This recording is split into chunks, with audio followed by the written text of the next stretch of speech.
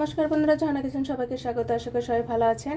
আজকে আরেকটা রেসিপি নিয়ে আসছে। আজকে তৈরি করব আম মলা। আমরা এখানে গাছের কাঁচা আম কেটে যেগুলোতে আটি হয়নি সেই আমগুলো আমরা নিয়েছি। আর এখানে আমরা নিয়েছি বড় বড় সাইজের মলা মাছ। আর আমাদের লাগছে এখানে গোটা কয়েক সরিষে আর দুটো শুকনো লঙ্কা। খুব সহজেই তৈরি করে নেব আম মলা, মাত্র একটি ফোড়ন দিয়ে। চলুন রান্নাটি শুরু করি। এখানে আধা চা চামচ পরিমাণের মতো সাদা তেল দিয়েছে। এখন দুটো শুকনো লঙ্কা দিয়ে দিব।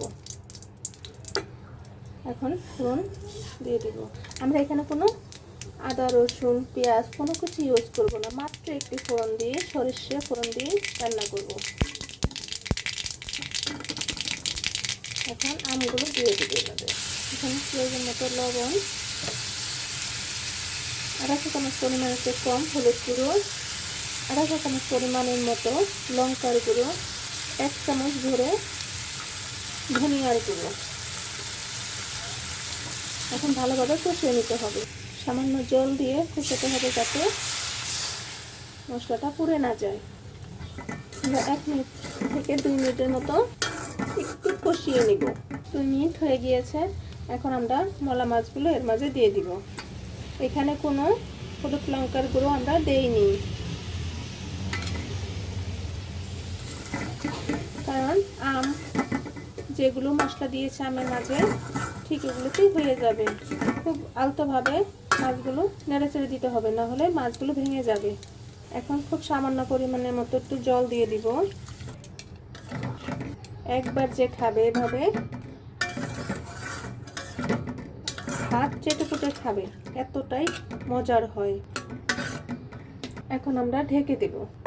দেখুন বন্ধুরা, আমলাতে বলক চলে আসছে। এখন আলতোভাবে একটু খুন্তির সাহায্যে উল্টিয়ে দিব। প্লিজ বন্ধুরা, এখনো যারা সাবস্ক্রাইব করেনি তারা একটি সাবস্ক্রাইব করে দেবেন এবং একটু লাইক করে দেবেন। আপনারা আমার পাশে থাকুন, নতুন নতুন রেসিপি নিয়ে আপনাদের সামনে হাজির হব। আর একবার হলো বাসায় এভাবে আমলা ট্রাই করবেন, কতটা টেস্ট হয়। এখন আর ঢেকে দিব না। নামানোর 1 থেকে 2 মিনিটের আগে আধা চা চামচ পরিমাণের চেয়ে কম একটু ধনিয়ার গুঁড়ো দিয়ে দিবেন, তাহলে টেস্ট আরও বেড়ে যায়। আমলা হয়ে গিয়েছে।